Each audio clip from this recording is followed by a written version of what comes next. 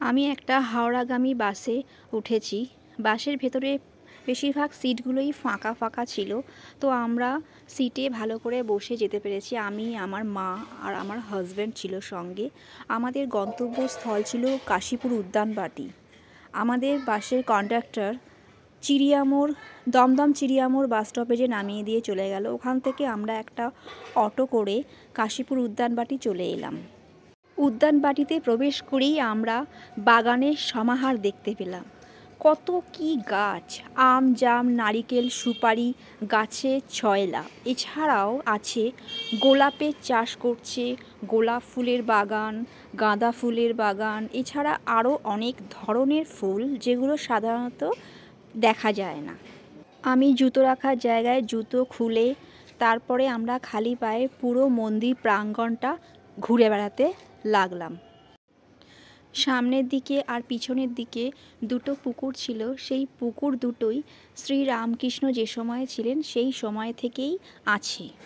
একটা অনেক পুরনো আম গাছ আছে। এই আম গাছটা প্রচলিত আছে শ্রীরামকৃষ্ণ নিজের হাতে রোপণ করেছিল। সেই আম গাছটা এখনও আছে।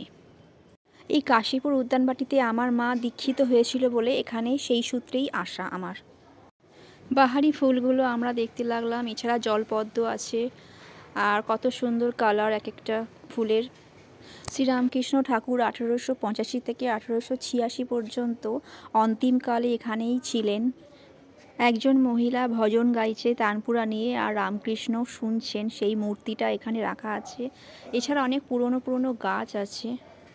এই সেই পুকুরটা যেখান থেকে মাছ ধরে রান্না করে শ্রীরামকৃষ্ণদেবকে খাওয়ানো হতো। পুকুরটি সাধারণ মানুষের জন্য ব্যবহৃত নয়। দর্শনার্থীদের জন্য পুকুরটা তারজালি দিয়ে ঘিরে রাখা হয়েছে। বাগানে যত রকম ফুল চাষ হয় সেই সব ফুল দিয়েই প্রতিদিন নিত্য পুজো হয় শ্রী শ্রী মা শারদা ও শ্রীরামকৃষ্ণ দেবের। মন্দির প্রাঙ্গণটি অতি মনোরম আর এতটাই পরিচ্ছন্নতার প্রকাশ পায় যে আমি ঘুরে ঘুরে সেটাই দেখতে লাগলাম। কোথাও কোনো আবর্জনা চিহ্নটুকুও নেই। আমি বেশ কিছু ছবি তুললাম আমার ক্যামেরাতে। আর মন্দিরের ভেতরে ক্যামেরা অ্যালাউ নেই বলে মন্দিরের ভেতরে আমি কিছু ছবি তুলি। এই সামনের পুকুরটিতে নিত্য স্নান করতেন শ্রী শ্রী রামকৃষ্ণ দেব। পুকুরটিতে এখন কেউ স্নান করে না, তবে পুজোর কাজে হয়তো জল ব্যবহার করা হয়ে থাকে। গাছে ফুটে থাকা গোলাপের এত সুন্দর যে রং হতে পারে সেটা নিজ চোখে না দেখলে বিশ্বাসই হয় না। ফুল তোলার থেকে ফুল দেখাটা বেশি আকর্ষণীয় আমার কাছে মনে হয়। চোখ জুড়িয়ে যাচ্ছে, মন ভরে যাচ্ছে। সামনের ফুলের যে ঝাড়ের অংশটা দেখা যাচ্ছে এটাও দেখতে অপূর্ব লাগছে আমার কাছে। সামনে থেকে আরও ভালো লাগছে। মন্দির প্রাঙ্গণে পরিমিত লোকের ভিড় ছিল, কারণ অনুষ্ঠান ছাড়া এখানে অতিরিক্ত ভিড় হয় না। কাশীপুর উদ্যানবাটিতে কল্পতরু উৎসবে বিশাল লোকের সমাগম হয়। এত পরিমাণ লোক যে এখানে তিল ধারণের জায়গা নেই। এখন দেখে কতটা ফাঁকা ফাঁকা মনে হচ্ছে, কারণ এখন কিছু কিছু লোক যাচ্ছে, দেখছে, চলে যাচ্ছে। আর আমরা কীর্তন ভজন শুনে সন্ধ্যা আরতি দেখেই আমরা বাড়ি গেছিলাম। আমি যে এই প্রথম এসেছি তা নয়, ছোটোবেলায় বাবা মার সাথেও বেশ কয়েকবার এসেছি। বিয়ের পরেও না হলেও এই নিয়ে আমার প্রায় 4 থেকে 5 বার আসা হয়ে গেছে। এখানে অ্যাক্টিভিটিস কারিকুলামগুলো দেওয়া আছে, সেগুলো দেখছিলাম। মহারাজদের ছবিগুলো, স্বামীজিদের ছবিগুলো ভালো করে দেখলাম। এছাড়াও আমার মাও দেখছি প্রণাম করছে প্রতিটা গাছে। তার মানে কি, প্রতিটা গাছই শ্রীরামকৃষ্ণের ছায়াবৃত। আমার হাজব্যান্ড দাঁড়িয়েছিল, তো আমি বললাম তুমিও আমার একটু ছবি তোলো, তাহলে আমিও একটু ঘুরে দেখি। হাজব্যান্ড ওয়েট করছে কখন সন্ধ্যা আরতি শুরু হবে, তখন আমরা গিয়ে ভেতরে বসে থাকবো আর সন্ধ্যা আরতি, কীর্তন, ভজন শুনবো। এই সামনে একটা পাইন গাছ সুন্দর করে বাঁধানো আছে। আমি ছোটোবেলায় যেমন দেখে গেছি ঠিক তেমনই এখনও আছে। এই পাইন গাছের ধারে ধারে অনেকে আবার ঢিল সুতো বেঁধে গেছে। তার মানে এটাও কোনো একটা বিশেষ গাছের একটা বিশেষ কোনো গল্প আছে। মন্দিরের প্রাঙ্গণটি অর্থাৎ কাশীপুর উদ্যানবাটি একটা নির্দিষ্ট সময়ে খোলা হয়, আবার সেই নির্দিষ্ট সময়ে আবার ঠিকঠাক বন্ধ রাখা হয়। তখন বাইরেই ওয়েট করতে হবে। একঘেয়ে তো লাগছিলই না, বরং ঘুরেই চলেছি। শ্রীরামকৃষ্ণ ঠাকুর এখানেই ছিলেন অন্তিমকালে।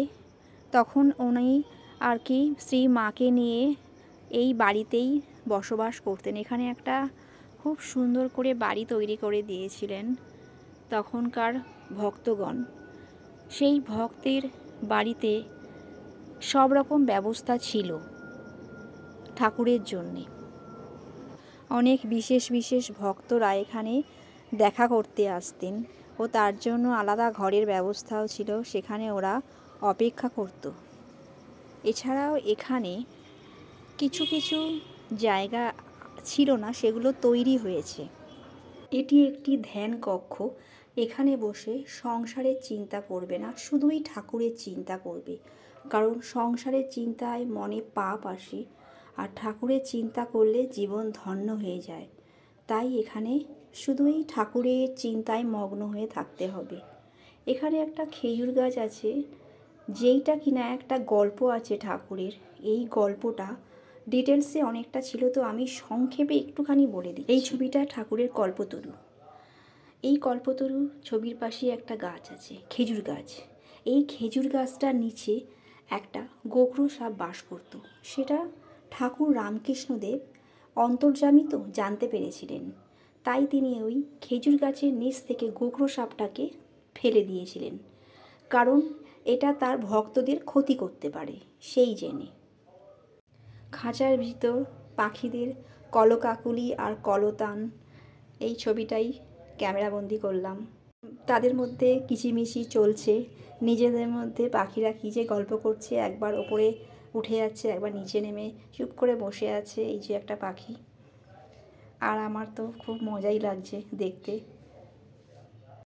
অবলীলায় পাখিগুলো নিজেদের মধ্যে গুঞ্জন পাকিয়ে চলেছে, ডানার ঝাপটায় খাঁচার ভিতরে ছটফট করছে, আর মানুষজন দেখছে। আমিও দেখলাম, মনে হচ্ছিল খাঁচাগুলো খুলে দিয়ে উড়িয়ে দিই। খাঁচাগুলো থেকে পাখিগুলো আমার ক্যামেরার দিকে ভালো করে দেখছিল, একবার লুকিয়ে দেখছে, একবার সরাসরি। মন্দিরের বাড়ির দেওয়ালে লেখা আছে, তোমাদের চৈতন্য হোক। ঠাকুর নিজেই এই কথা বলে গিয়েছিলেন রামকৃষ্ণদেব। প্রতি 1 জানুয়ারিতে কল্পতরু উৎসব পালিত হয়। সাধারণ জনগণের প্রতি লেখাগুলো আমি মনোসংযোগ দিয়ে পড়তে লাগলাম বেশ কিছুক্ষণ ধরে। তারপর এক সময় হয়ে গেল, আমরা চলে গেলাম মন্দিরের ভেতরে, জায়গা নিয়ে বসে পড়লাম আর সন্ধ্যা আরতি দেখতে লাগলাম। তারপরে কীর্তন ভজন এই গানগুলো শুনলাম। পুরোটা দেখা হয়নি, আমরা 7:30টার সময় বেরিয়ে এসেছি। স্বামীজি মহারাজ এই সন্ধ্যা আরতি করে থাকেন প্রতিদিন। খুব যত্ন সহকারে এই আরতি তারা করলেন। তারপরে কীর্তন চলতে লাগলো, 8টা পর্যন্ত প্রোগ্রাম ছিল। এখানেই মনোনিবেশ করেছিলাম, আর উঠতে ইচ্ছে করছিল না, কিন্তু সময় হয়ে গেছে, আমাদের বাড়ি ফিরতে হবে। তাই আমরা যেহেতু অনেকটা দূর থেকে এসেছি, বেরিয়ে এলাম আস্তে আস্তে। আমাদের সবাইকে প্রসাদ দেওয়া হলো, সেগুলো আমরা গ্রহণ করলাম একে একে সবাই। আবার গাড়িতে চাপলাম, তারপর বাড়ির উদ্দেশ্যে রওনা দিলাম। এখানেই আমি আমার ভিডিওটা সমাপ্ত করলাম। ধন্যবাদ। যেখানকার ভিডিওটা করলাম সেখানে অনেক বিস্তারিত আলোচ্য বিষয়, কিন্তু আমি সংক্ষেপে শেষ করলাম, কারণ ভিডিওটা অনেক বেশি লং বা বড় হয়ে যাবে আপনাদের সুবিধার জন্য।